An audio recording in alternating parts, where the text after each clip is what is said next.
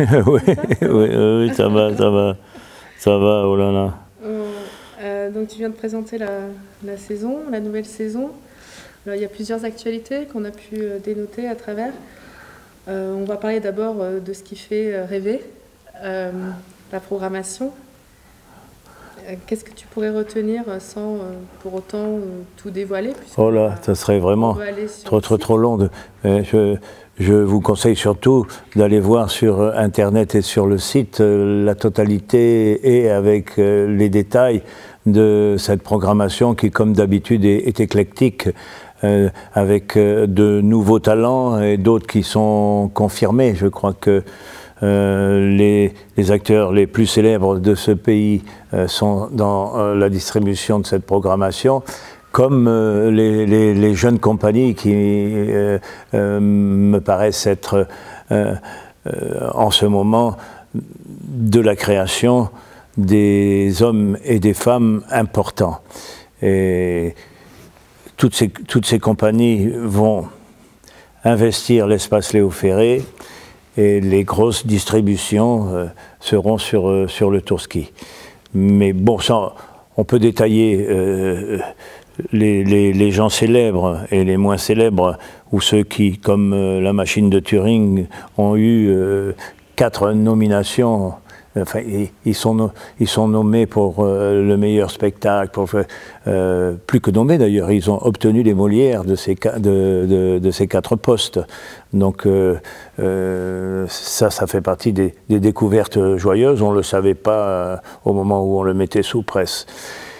Et puis aussi, ce qui est important, c'est de savoir qu'on va vers le 50e anniversaire de la création du Tourski, qu'en 2020, nous allons faire repartir l'Odyssée, que nous développons notre fête de la fraternité, et que ce théâtre est non seulement vivant, mais est une pépinière de talent, un laboratoire de ferveur et un espace de résistance poétique toujours au top.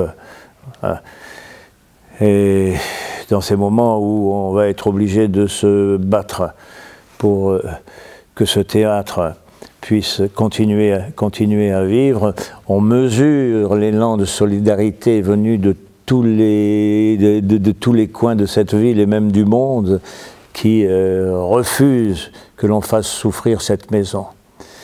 J'en profite d'ailleurs pour remercier tous ceux qui déjà sont montés en première ligne pour dire qu'il ne faut pas toucher le Tourski.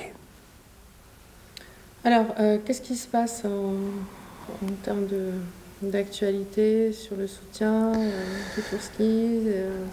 Les soutiens, j'ai toujours eu la chance, dans les moments de bagarre, de retrouver les citoyens de cette ville qui savent quelle est la mission de ce théâtre et qui se sont dressés pour pas qu'on abîme cette mission. Donc, ce sont les mêmes plus ceux qui, depuis la dernière bagarre, ont pu comprendre ou s'associer à nouveau à cet espace de liberté qui leur appartient, et ils ne veulent pas que ça leur échappe.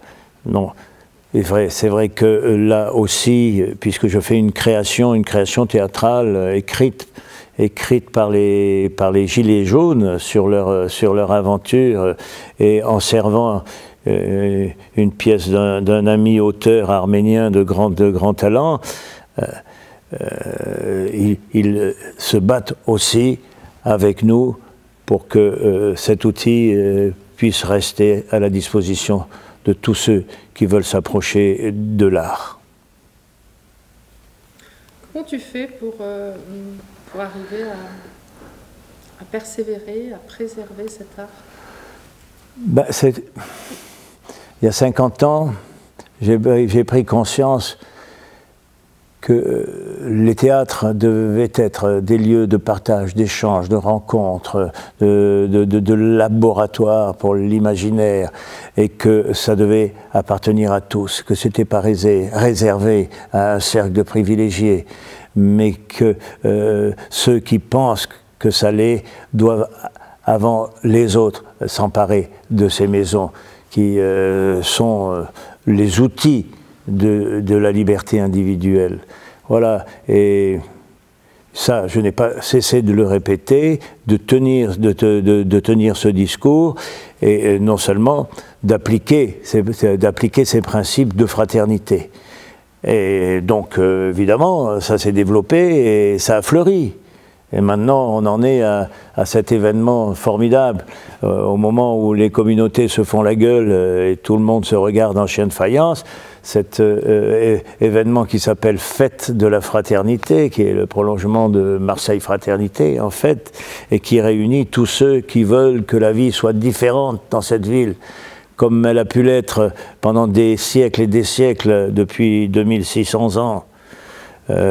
Où la rencontre de toutes les cultures, la tolérance, l'acceptation de l'autre et au contraire la fraternité entre les peuples et les cultures s'opérait. Là, il ne faut pas que ça s'efface, il ne faut pas que ça s'abîme. On voit que ça devient difficile et il faut donner un grand coup de talon.